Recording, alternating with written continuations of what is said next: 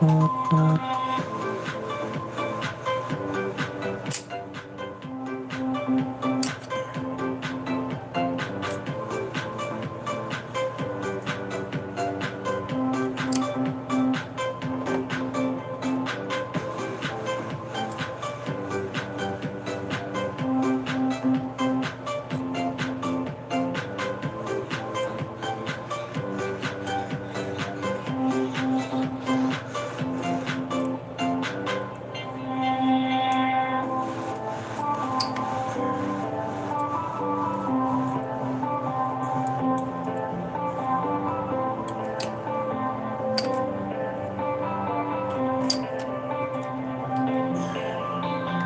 go.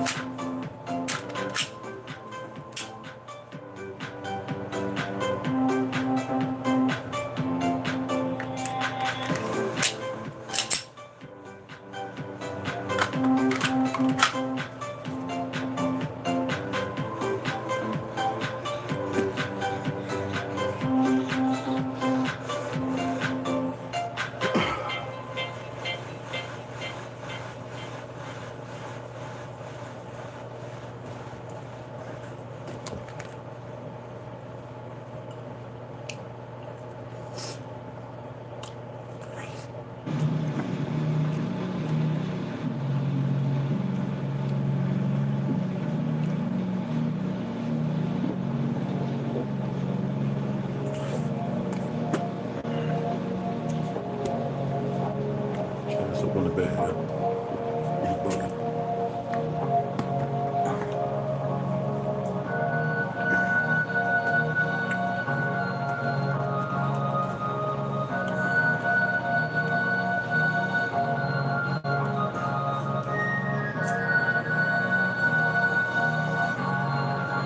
Hello, everybody. How's everybody doing? Yes, I'm going out to shoot, and y'all didn't see me oiling it because my stuff is pretty well lubricated, and I use shooter lube. So before I should go, I never put it nowhere around the breech or where the frying pan is, because that's where you get buildup at. You don't put oil in there. I know a lot of people do. Just hit the barrel. That's it. In the slide. My shit, I can grab it and pull mine all the way back if I want. Then I can rack it on my pants or whatever. I always finger off the trigger. All I do is 2 major parts of each firearm, and they're pretty clean. And I think I ran to the 1911, that one, not the other 2. Those 2 I got to break those down. I put thousands of rounds to them, and they still shoot, but I just know it's time to clean them. But this one right here, I put like 545 rounds, so I got some ammo I got to get rid of. That's what you see in there. I'm going to put those 50 rounds through there today, and then my Glock 43X, I want to run the 220 round and a new mag I got that was, I think it was like 18 rounds. I want to run those through there and see how that mag. Everybody says it works fine. It's a regular, because when that was made, the Glock 43X, it only came with an 8-round magazine, or 10-round magazine. Now they have a 20 round. They got an extender on that put on it, so I guess 22 or some shit like that. Anyway, I want to run that and then run my red mags, because I got a whole bunch of those. They've been loaded with ammo. I was going to empty them out, let the spring get a little breath. Fuck that, I'm going to run them, then leave them empty, and use the new mags. That I run that every time I go shooting, because that's why I use my truck rifle. I have one under my seat. I have a shotgun too, so that way I can just go ahead and if need be, transition to the back by the door. Use those as, I mean, you got to practice this stuff, people. I mean, even in your worst days, you know, I put my knee braces on, put my back brace, and I just put my arm plating on. I ride with it to get used to being comfortable. You know, I mean, you never do. It's never comfortable, but that's what you was doing. I was doing. I was sitting here. I was like, I already did my safari, and I did my calico, and I did my other one. I was like, I need to finish them up, and I'm just going to do it while music's playing and everything. Remember, YouTube audio library is free, no copyright infringement. Let's go ahead and get this reading over, and then we're going to discuss some other things. All right. And my apologies for not coming on last night, but you saw I had a couple of glasses of wine. I ate. I was so tired. I think I fell asleep. I was talking to somebody over in Florida, and about I think 8:45. I went to bed. I was out and woke up about 2:30 this morning. Been up since. I'm still a little tired. Not fatigued tired, just like drained tired. I'm cooking I got some lamb down there marinating. I got my seafood platters ready. I've got my okra, Brussels sprouts, and asparagus thawing out because I had some that was bagged, frozen, organic. I bought in Sprouts, and I prefer it that way if I can't get it from the fresh stands, because there's a lot of things going on bad with people who grow, and it makes no sense. And I'm gonna hook that up like a lamb roast, even though I'm gonna brown it, the way I used to do it when I used to eat it. But it's gonna be a treat for the kids, and get some vegetables in their body, because this guy's always eating Domino's and Pizza Hut. I'm like, yo, dude, you gotta care about the children. Yeah, I'm not sure. They get emotional when you say something like that. Nah, man, you always eating fast food, bro. So I'm hooking up with a lamb meal. Let's go ahead and get into this reading and everything. And we're going to pick up right where remember when we left off at. It was on page 6. This is a long shadow, and it was for more power. The last part we left off at was President Davis had to continue his search for more manpower elsewhere. We're going to pick up from there, and then I got some excellent stuff I want to discuss. I always talk about Tartaria. I've been doing it for over 30-something years, drawing pictures and everything like that. Really, it started in Montclair Montclair Public Library on Grove, off of Bloomfield Ave.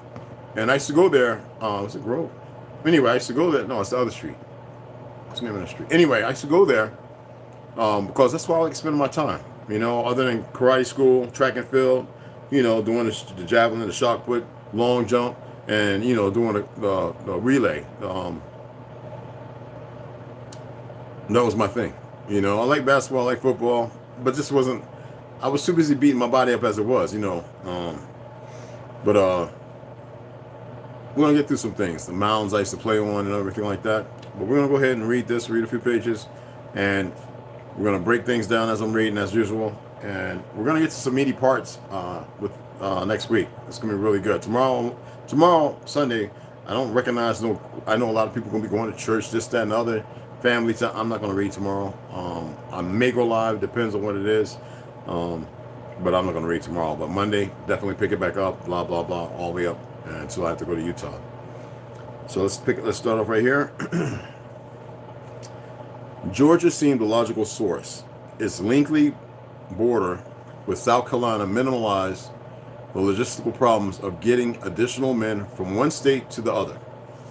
In Georgia, however, Jefferson Davis faced the most formidable states' rights advocate.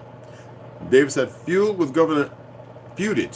Governor Joseph E. Brown for most of the war over whether states' rights should take priority over national concerns, or the other part doesn't matter. But Brown had become increasingly furious at Davis's handling of the war, and in November 1864 had advocated a convention of Confederate states to formulate a peace program and force Davis to accept it. You check that out? Brown had become increasingly furious at Davis's handling of the war, and in November 1864 had advocated a convention of Confederate states. 1864, y'all. To formulate a peace program and force Davis to accept it. I'm talking about President Davis, y'all. All right, let's keep going. Let's keep it going, because the proposal attracted little support. And to avoid being branded a deserter of the Southern cause, Brown had abandoned the idea, but he had not changed his attitude towards Davis. So how can you do one and then the other shows you didn't do nothing? Where's the implementation? Where's the truth in that? It doesn't. It's no reconciliation. It makes no sense. That's why I said it's always good to read and then break the things down. All right. Aware of the governor's next chapter. Aware of the governor's feelings, the president decided that a direct appeal for more troops would be fruitless. Instead, he wired General William J. Hardee to intervene. And all the Hardees I knew were Negroes, but let's not neither here or there. Let's go on. Some of y'all might know what I'm talking about. Texas, the Bayou. Come on. All right. If your relations to Governor Brown enable you to influence him, that is the means to be employed. The ploy partially succeeded, for Brown did send a few state troops to Hardee in South Carolina.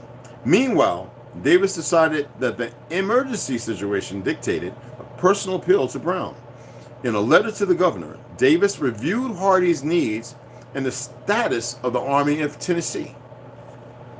Chattanooga? Anyway. We must look forward, he argued, and leave discussions of the past to a more convenient season. The message moved Brown to call out his reserve militia and state patrol forces to arrest and send forward deserters and stragglers. Cannon fodder. Look that up if you don't know what I mean. Nevertheless, his minimal response did little to alleviate the manpower shortage. It's no avail. To procure, and this didn't work. It was just, the betrayal was deep, y'all. While Davis was working to gather troops to keep Sherman out of South Carolina, that state's governor was contriving, and I'm going to share some about South Carolina in a little bit. All right? South Carolina, that state's governor was contriving to break up the Confederacy. Remember early on we were talking about certain people who were employed, who took positions over of those arduous, fearful Negro fighters? Anyway. Oh, man. Here we go. Okay. We must look forward, he argued, and leave discussions of the past to a more convenient season.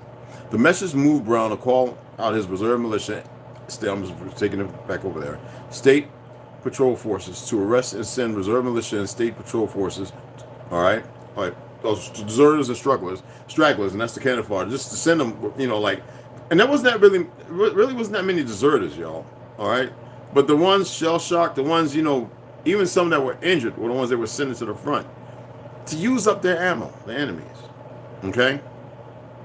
Nevertheless, his minimal response did little to alleviate the manpower shortage. All right, so people was pumping shit out up north and stealing from down south. While Davis was working to gather troops to keep Sherman out of South Carolina, and this is not a civil war, it's the Indian War. All right, South Carolina, that state's governor was contriving to break up the Confederacy. In November 1864, South Carolinians had chosen a chief executive who placed the state's interests first. Now, you know what amazes me? In the South, we had everything together.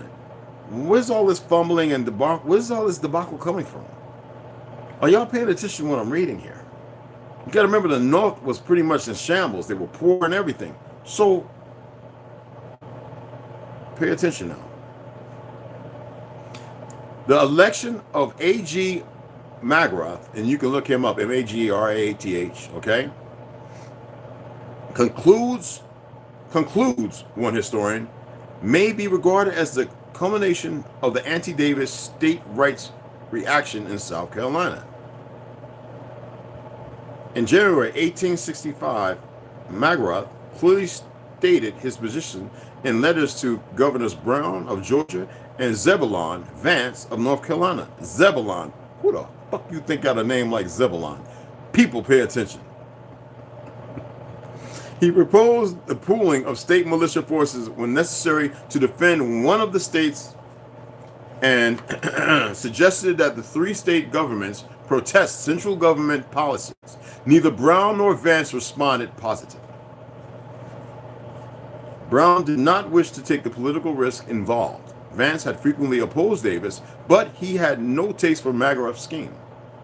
Not yet ready to abandon the Southern cause, Vance turned his back on political intrigue, worked to round up deserters, and attempted unsuccessfully to persuade the state legislature to fill depleted ranks with state militia and older draftees. Yet we know the militias are the ones that were bringing the fight and the pain, because the army was the militia.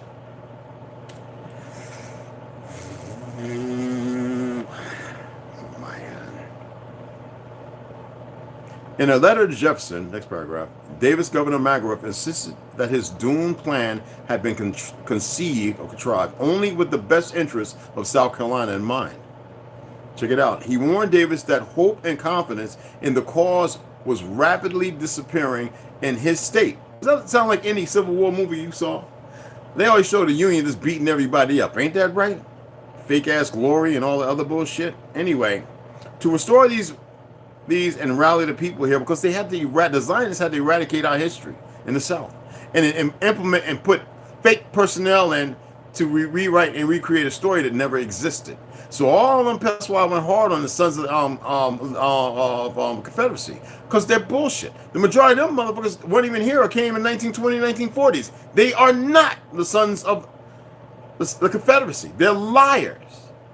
Every video, every mic recording I listened to was of Negroes,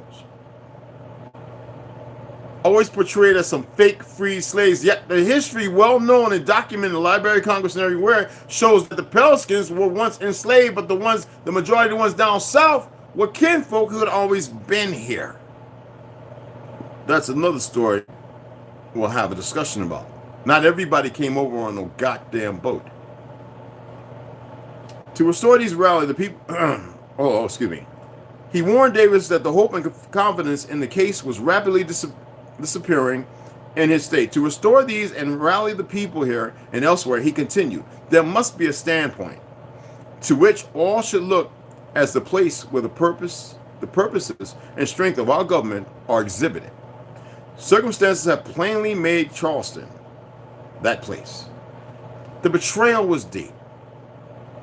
A lot of double agents. We have been warring nonstop, people. This is a partial of our wars, created to be a civil war of unease and unrest, because the magnitude of young generations who have been born into the history of lies and taught fallacies were innumerable. Grand numbers, grand scales. Who forgot about before this? When we get into the late 1700s and early 1800s of the orphan. We know about the orphan trains, but what about the orphan boats? Okay. The continuing decline in Confederate military fortunes overshadowed whatever. I'm throwing a little instance in here to show you that everybody that write these boats, remember, chew up the meat, spit out the bones. Everybody that write these stories is to fit a narrative of some fake white supremacy, some ideology that is strewn across, and some false privilege. Pure fabrication of lies, the staple of being true wars. The continuing decline in Confederate military fortunes overshadowed whatever anger the president might have felt toward MAGA. Despite all the efforts, Davis had been unable to reinforce Hardee's small army adequately. Chose not to. In early February, General Beauregard wrote Richmond that Hardee had 13,700 troops.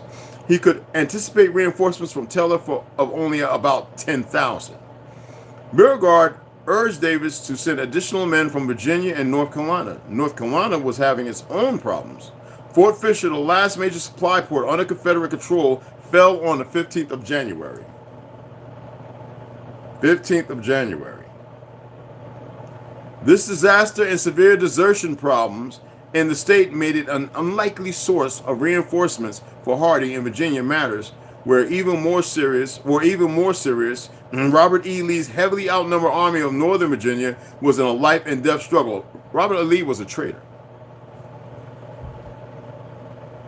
That fucking mulatto was a traitor. That picture y'all see of him, that is not him. Heavily outnumbered army of Northern Virginia was in a life and death struggle with Lieutenant General U.S. U.S. Grant Army, you know what that is, Ulysses Grant Army of the Potomac, excuse me, and the trenches of I should know that's a tribe. Petersburg believed that sending any of his men to South Carolina would only invite disaster for both Confederate armies. He eventually hit a division. He eventually sent southward a brigade of infantry and a division of cavalry, the loss of which hurt his army and did little to help Hardee at all. President Davis clearly had failed to concentrate sufficient forces to defend the Carolinas. Bullshit. He commented to Beauregard that the result was more discouraging than I had anticipated, but he refused to lose hope. Excuse me. He suggested that the general request auxiliary forces from Brown and Margaret and urged the two governors to use all available means to restore absentees to the service. The philosophy of states' rights played a key role in Jefferson Davis's futile efforts to meet the military challenge of 1865. Now let's do this again. The philosophy. Who the fuck's using philosophy at wartime? Of states' rights. How is it a philosophy if it's the states' rights? And how can it play a key role if it's a philosophy? Anyway, the philosophy of states' rights played a key role in Jefferson Davis's futile efforts. How can it be futile if the states' rights?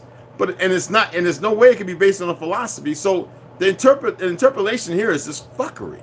Anyway, to meet the military challenge of 1865, despite the crisis, the president did not demand help from the states.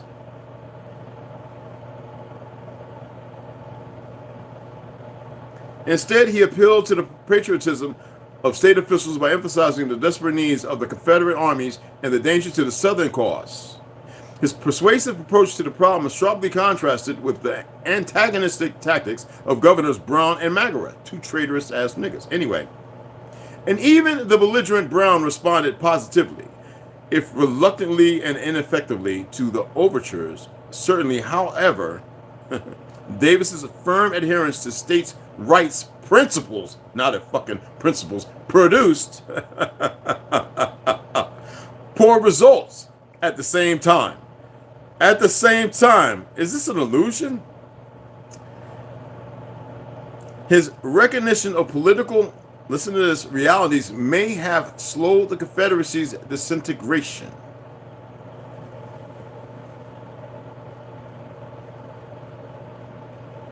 Are you paying attention?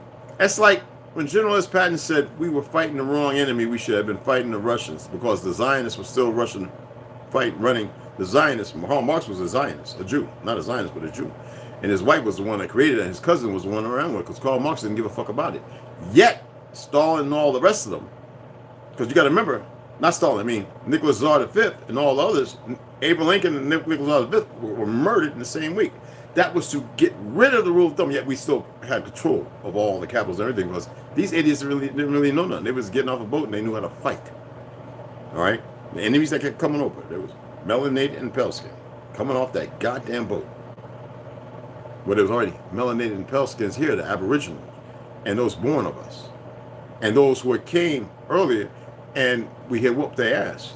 And these were Indian wars that stretched from 1300s all the way up into after the World's Fair.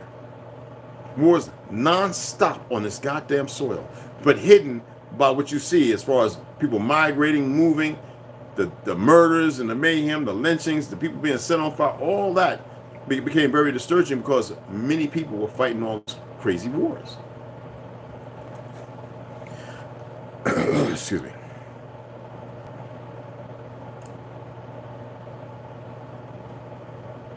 Failure to fill the ranks of his armies brought President Davis face to face with an issue much more sensitive than states' rights. Whether to use slaves as soldiers, pure bullshit.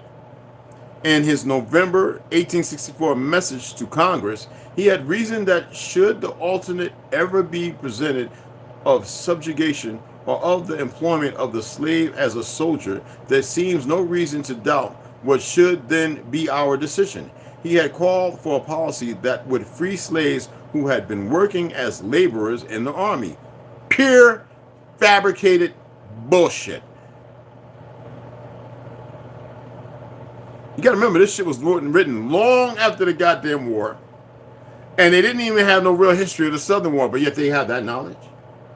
We want no goddamn... They went and flooded all our cities, destroyed shit, and those of some of our brothers who had took sides because of the French Indo War and Indian War, and was up north and fighting against us down south, as helping them with false and fake promises, which gave over our capital. Man, oh man, hold on. Let me go ahead. Let me finish up, man. Okay. Oh boy, oh boy, oh boy, oh boy, oh boy.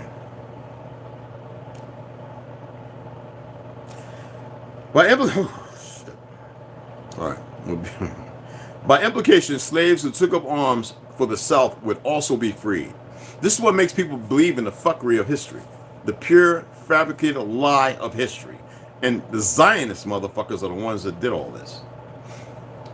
These words and related developments created a heated debate during the early weeks of 1865. Actually, the idea of arming Southern slaves predated the Civil War. Why would it predate this? Anyway, South Carolina had allowed slaves to carry guns during emergency as early as 1703, and in 1783, Virginia adopted a similar policy to meet the exigencies of the American Revolution. There weren't no Negro slaves. Guess what? Atticus was what tribe? Was the first one to die, because in all those Negroes, remember the Paul Revere? That was the traitor for the Vatican, and because which they already took over out from England. We're still under the crown. We've been living a fucking lie. Well, we're not. We're not. This goofy Negroes who have accepted their Christian belief and faith and all that other shit and let go of their identity, those are the dumb motherfuckers that are slaves right now and have given a little leeway to make them think there's somebody and they're in control, which is pure bullshit. Oh boy, oh boy, oh boy, oh boy, oh boy, oh boy. This shit gets me. I love reading it, and I'm going to shoot the meat and spit out the fucking bones.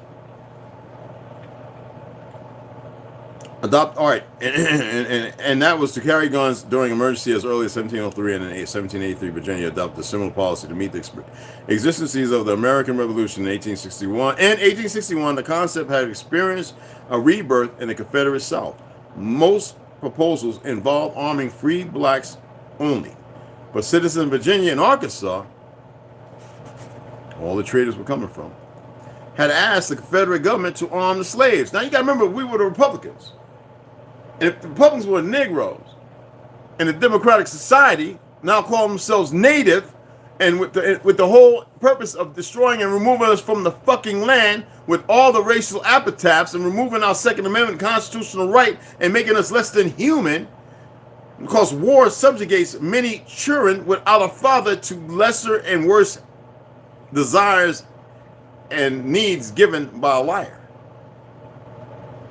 So the needs met are lies.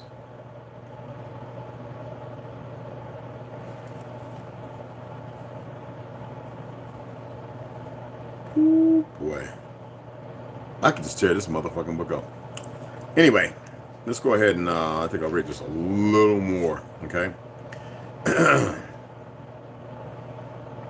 At the time, the War Department had decided that arming any blacks, you call somebody black around that time, you get your throat cut. It was Negro. Would be, this is what I'm talking about when people start rewriting stuff. That's why I said look this individual up. His name is Michael B. Ballard. Okay? And then look up all the names that I shared the day before, of those who we got the sources, and I'll try to give the references, the sources, who we utilize. All right? Excuse me.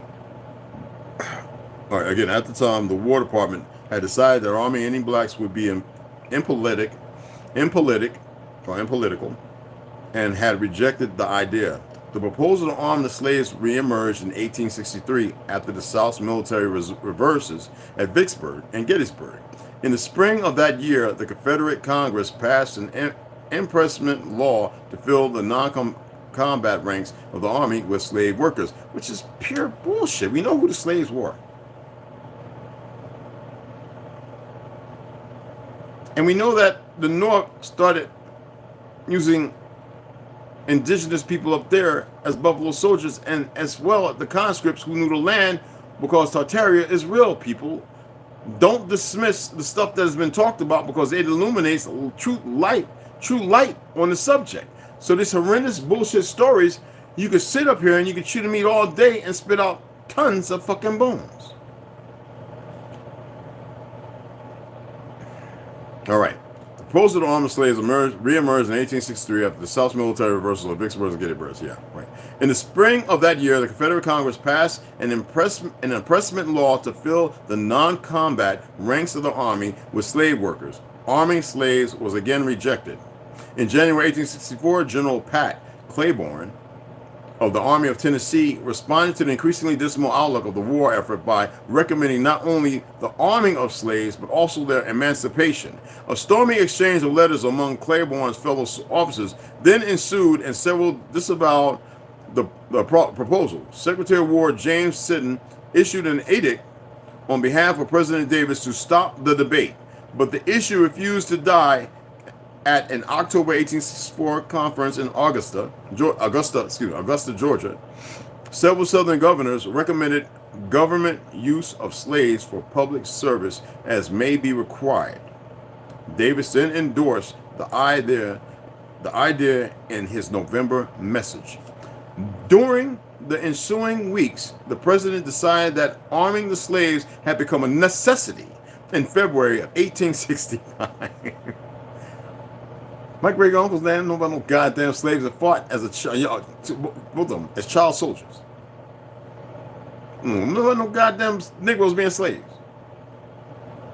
He was up there as tall as he was, 100-something years old. What the fuck? Anyway, in February 1865, he wrote frankly to Mobile editor John Forsyth. It is now becoming daily more evident to all reflecting persons that we are now reduced to choosing whether the Negroes shall fight for us or against us, and that all arguments as to the positive advantages or disadvantages of employing them are beside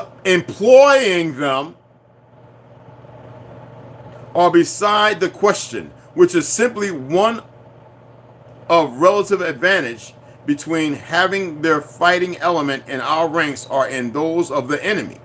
Our fighting ranks? What does that say to you? For those of us veterans, we know exactly what it means. These motherfuckers can't even tell a story, a lie right. You know what I'm saying? All right.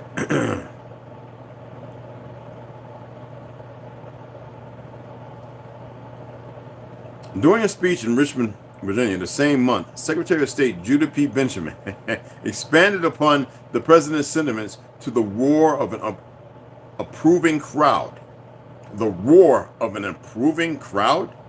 Let us say to every Negro who wishes to go into the ranks on condition of being made free, go and fight. Didn't they say the fighting ranks of them? Employ them? You are free. This is so much grammatical bullshit. To illuminate a white supremacy and a white privilege is just pure fucking bullshit. Because you gotta remember, before 1700, the shit didn't exist. The Davis administration had unmistakably declared itself in favor of immediately arming slaves. Did somebody forget about the white slave cargoes and all that, showing in 18-something all the way up to 1870? Who remembers the book? I've read a few of them. I think I have to. Negroes standing on the sidelines with rifles and whips while Scots and Irishmen worked the fields, and they were paid. They were indentured by the crown, which we didn't really give a fuck about because Morocco, which was here also, had an amnesty for those they considered blackamoors, pale skins. Anyway, the Davis administration had unmistakably declared itself in favor of immediately arming slaves and granting them freedom as compensation. Davis began trying to line up support for his policy. He felt confident that the popular General Robert E. Lee could sell the idea to the Army and the public, and he knew Lee favored the plan. The general had, we're almost done.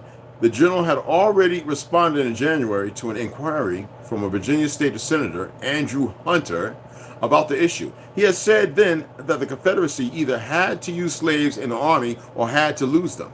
They would make good soldiers, he believed, and should be freed in return for fighting. He had called for the immediate implementation of the plan, and Hunter did not make Lee's reply public, but he did spread the word. Thus, Davis knew the general's feelings before enlisting his support. Now, Secretary Benjamin asked Lee to encourage his soldiers to endorse arming slaves and resolutions of acceptance by various army units. Soon began to appear in southern newspapers. You can look up those papers. Motherfuckers weren't no slaves, and they were well trained and well skilled in fighters and trackers. They knew the land better than any of them. Where do you think they got the jungle warfare from? Anyway, let's go back to reading this. Oh my goodness. Lee went even further and wrote a public letter to a member of the Confederate Congress in which he argued that bringing slaves to the army was not only expedient but necessary, and repeated his belief that slaves would make good soldiers. The president also decided to test reaction to the slave soldier proposal in the diplomatic arena. They make it like it's a big farce, like it's some kind of like, it's fucking bullshit. And anyway, this is bullshit. Anyway, to the slave soldier proposal in the diplomatic arena, he sent Louisiana Congressman Duncan Kenner to Great Britain and France to warn the governments of both countries that their failure to intervene in the war on the side of the Confederacy. Now, who and why would they be going to France and England when we know that the Spaniards had so-called fake South America? Listen to me now. The French had Louisianas over to Florida, and the Brits had what? This is bullshit, y'all. And they didn't have shit. There were handfuls of them motherfuckers. It was us who were fighting. God damn it. The graves don't lie.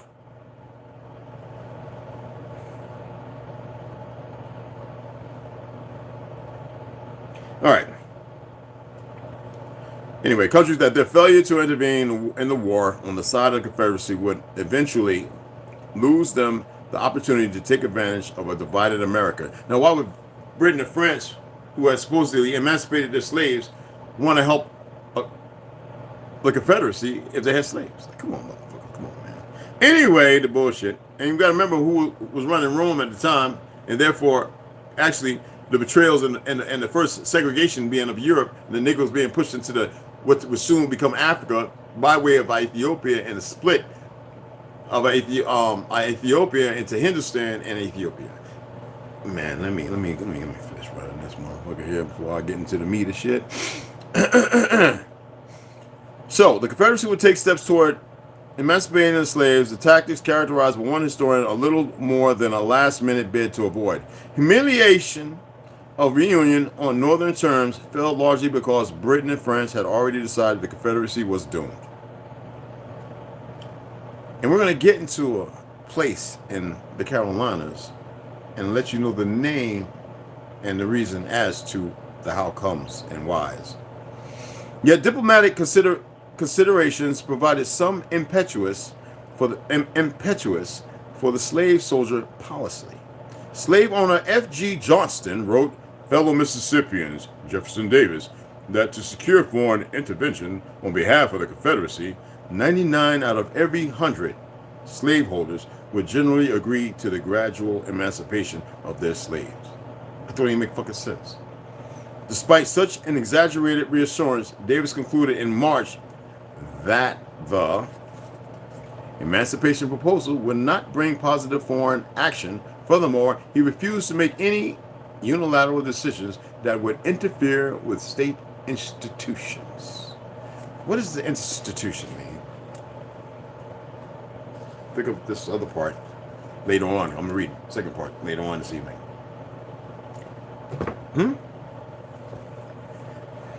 Okay, let me show you something.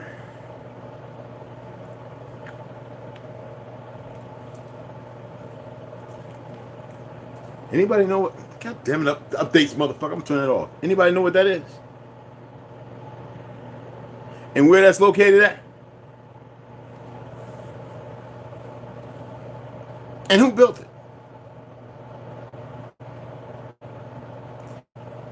Does anybody know what that is? Okay. I love this stuff, man. When you start putting things together, you know what I'm saying? Why did this? Okay.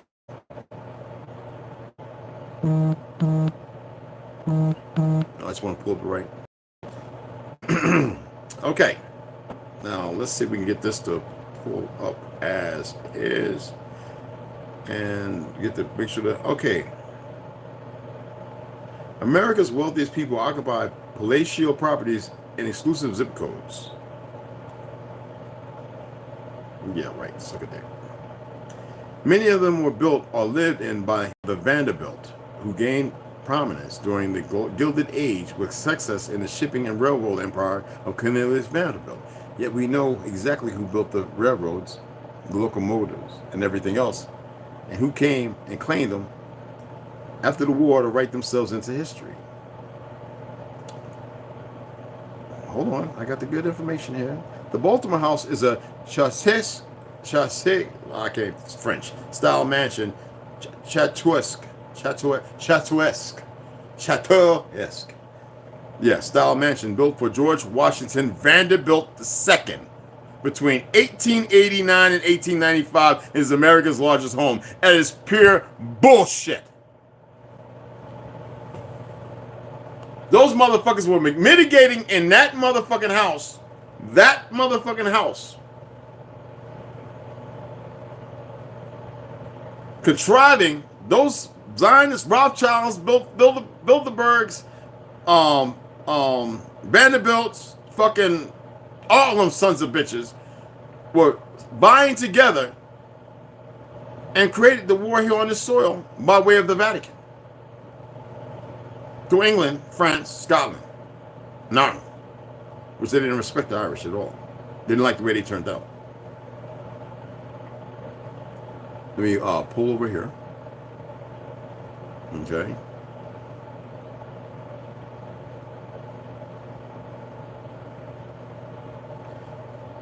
But we know that the Vanderbilts and all them, we know all, you know, Vanderbilts, what's that bank? JP Morgan, you know, the whole slew of them. It's like 6 or 7 families. We know they're all Jewish.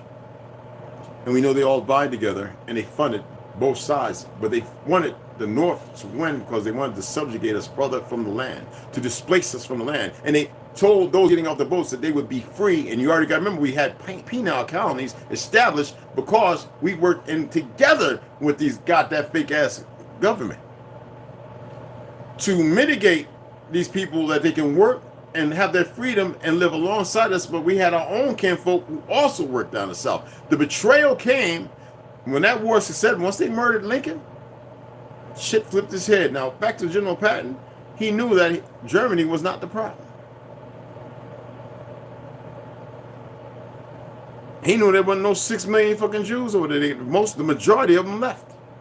He knew that there was more Spanish, like of Moroccan or Moorish, who were there as gypsies who partook in all the perversions that Hitler disdained.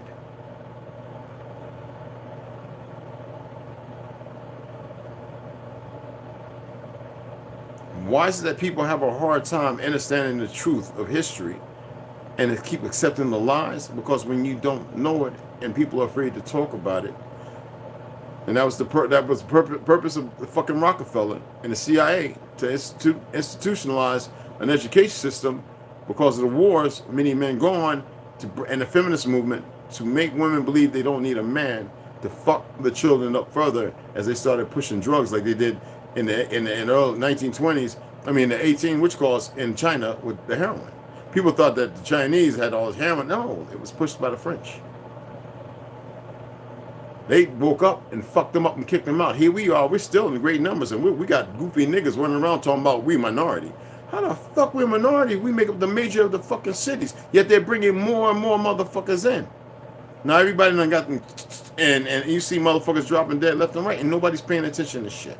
Though the information's coming out, Bill Gates is hiding because he done took all by way of this fake government and these generals and these four-star motherfuckers, these betrayers, put in position, taking information. Because if you look at the Chinese tank, it looks like the M1, M1A, or M1A2, the Abrams. Nobody wants to have that conversation. And then they want to build weapons that are surrounded to this by being able to defeat our armor and everything else. And given the time, and it's like the time, while Gates and all them are paying and destroying crops, foods, and business and canning and packaging operations. The same shit utilized here when they wanted to defeat us was the betrayal by implementing, putting people in positions who we thought were on our side, who had not been nothing but actors.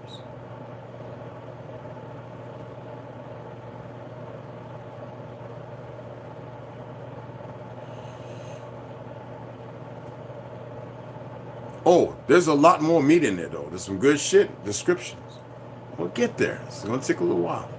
Thank goodness there are a couple of people who purchased the book and they're reading it. And they're like, and I'm like, yeah, but you got to be able to read it and talk with people who have read it numerous times and know a little bit of history to be able to put a little bit of it together. Doesn't mean that's perfect. But the more, see, now people start looking at this shit. And people start digging up some things. You know what I'm saying? I know some of y'all can't sit still. And I know some of y'all, you know, how the hell can we listen to all this shit? Well, anyway, that home there is the oldest, I believe, in South Carolina. Let me make sure. The location. The Baltimore State. Let me pull it up. All right. The Baltimore State, Asheville, North Carolina, George Washington Vanderbilt II, the Baltimore Company, Chateau S, Richard Morris Hunt, and Frederick Law Olmsted are the architects. Richard Morris Hunt, Frederick Law Olmsted are not the architects. That is a building of Tartarian. It is thousands of fucking years old. Thousands of fucking years old. And I know people sitting there going, oh, nigga, because y'all know we're looking at these rudimentary, crude-ass buildings now, and people think they know what they're talking about when they're looking at shit. And I keep looking at people like, stop being stupid. Anybody know what the oldest bridge in America is?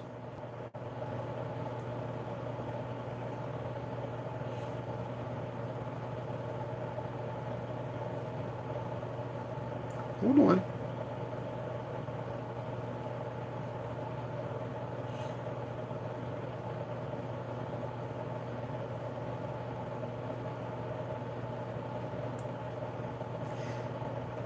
I shared it numerous times, and people ask me, and I've been there numerous times. I would like to get a little thing together like Jamel Shamseed, who don't call my dummy no dummy. Y'all need to pick that book up. I am going to slide it in the description on Amazon. Excellent read. Y'all see it. I'm reading it again now. I'm reading actually 3 books. But anyway, it's the Poinsett Bridge, okay, in South Carolina. This bridge is of Tartaria. It is ancient and old. They didn't build it, but they destroyed it. And there was many buildings and castles around it that during the Civil War they destroyed. Hold on, let me go ahead and let me do this right. I got this color ones. A friend of mine does kung fu. He was there. He's traveling right now. He's doing his travels. I don't know what's really going on. Him and his wife. Love the brother. He's really good. Pale skin brother. Y'all know I don't do that white shit. I never will, and you can never get me to do it. I'm going to show you some images of this. And this is a very, very, very, very, very fucking old bridge. And I loved it. It's beautiful. It felt like there was an army standing behind me when I visited. So let's go ahead and remove that. Boom, boom, boom. Ha! Let's give you the Poinsett Bridge, South Carolina.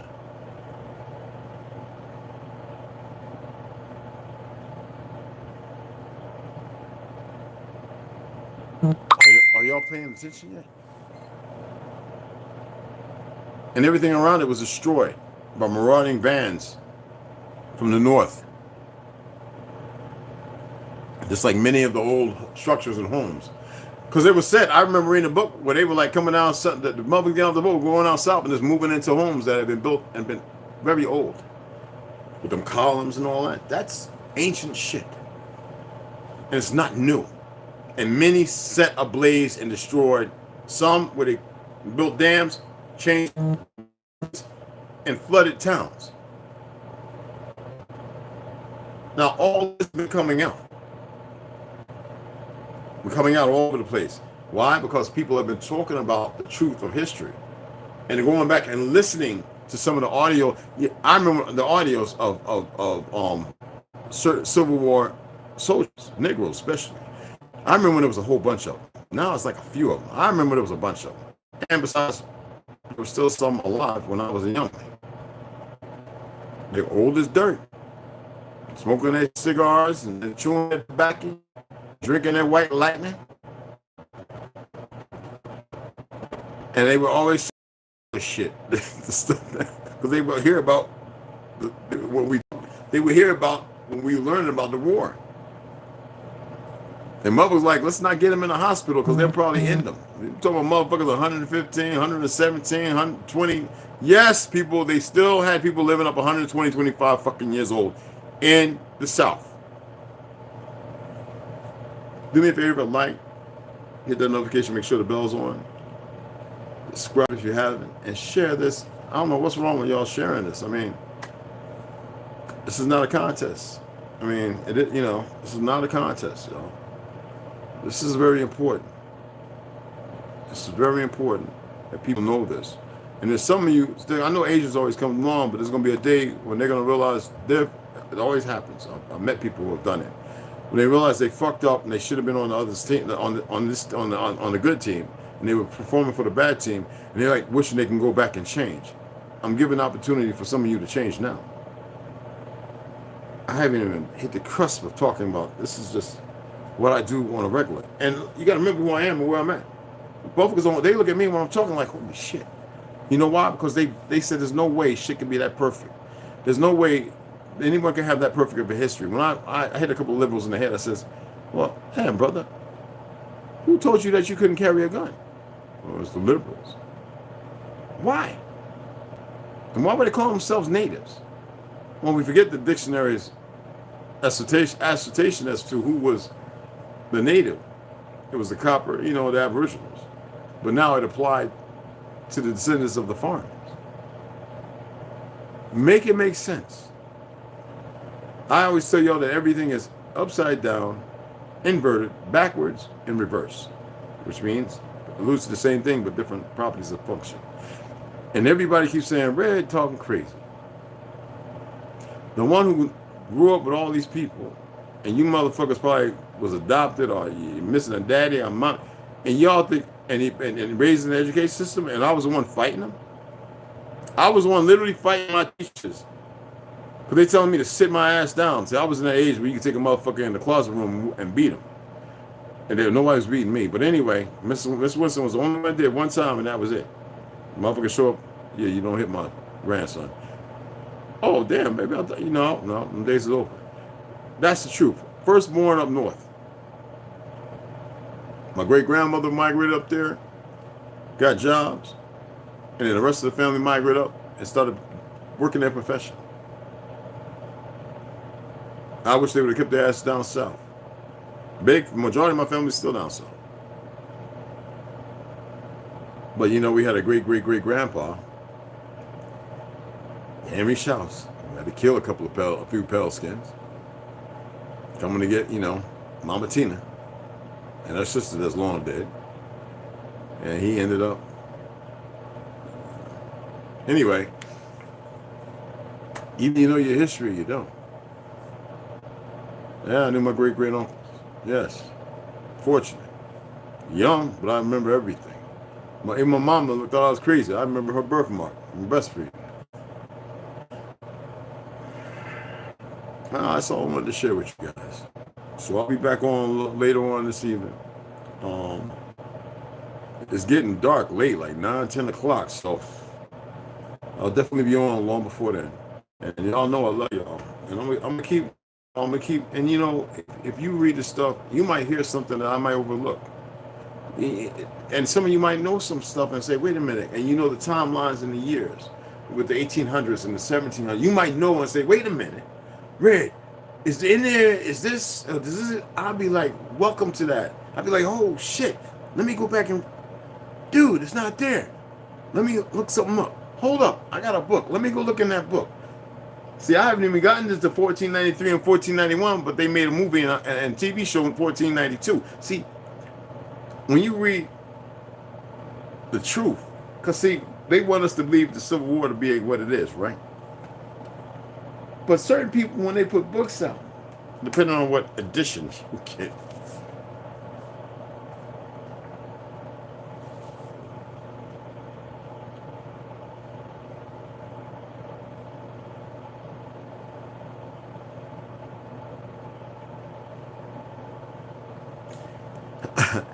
uncovering the new world Columbus created. We know Columbus didn't create shit.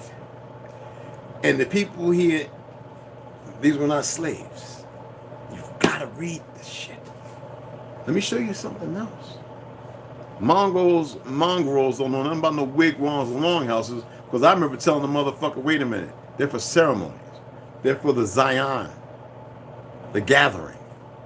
What are you talking about? I was like, yeah, exactly. This is 1491. Them be niggas down there, peoples. They didn't live in those. That was our place for nurturing the young ones, to make sure they knew nature before going off in the embarkment to learn the structures and everything else of what we were capable of. If you think that's something, then you need to go ahead and read the Pueblo Revolt.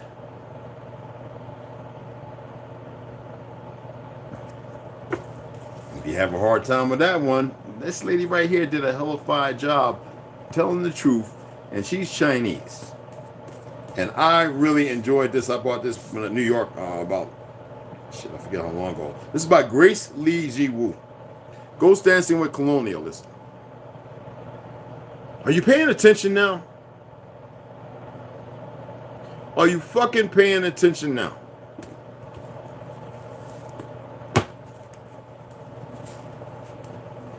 I got the Arawak book. I got Taino. I got all that. My first wife was, of Taino. Some of us are Taino.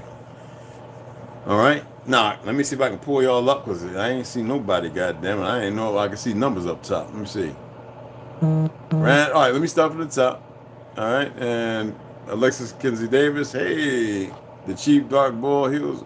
What's going on, Ken Folk? Kenji. Rando. Hey, King Benji. Tatahaya. Carl Wack, what's going on? Joshua Jacobs, peace and love, everybody, peace and love. Monica Descendant, yes. Who's the author? I'll read it again. This is I forget what edition, but you can pull it up and Google it. But it's Michael B. Ballard. Yet he's only utilizing research material, and then based upon the knowledge, he put this together as best as he could, because as I started in the preface, most of the truth of the Southern Confederacy history is not really there. So it's funny how these people all of a sudden came on a boat later on in life. They're all running around with rebel flags and this, that, and other, because the numbers don't match. If y'all can pull up like old Carolina Gazettes, this, that, and other, and you will know in some of those things, they'll talk about how the Negro, and some of them say the indigenous, outnumber us 5-1, 7-1, 4-1. It's there. I wasn't lying when I told y'all about James Stewart, Army Major, the one did Miracle on 34th Street, all that. The actor, hated us. And he made a statement in Hollywood in motherfucking 1945 or something like that. 1945, 47, he made a statement because the brother who was young at the time, who played the cop on Sanford and Son, the brother with the goofy pale skin brother, they wanted to bring him into a TV show, and he was pissed off. He says, "We don't need them Negroes here. The hell, they run everything. They run the government. Go look up what I'm talking about." So if that's the fucking case, and the Republican, do I need to do a which guy where I put the Republican Party and you have the damn Zionist Jew on the Democratic side? Do I have to put their pictures up, them old news clippings? to show you who the Republicans were? The fact that there were 17 presidents before George Washington, and they lied and discredited the brothers, and somebody illuminated to say, oh, but they were Republicans when they were just light-skinned. And George Washington himself was no... What pale skin at that time wanted to put a Negro's teeth in his mouth? And use your head.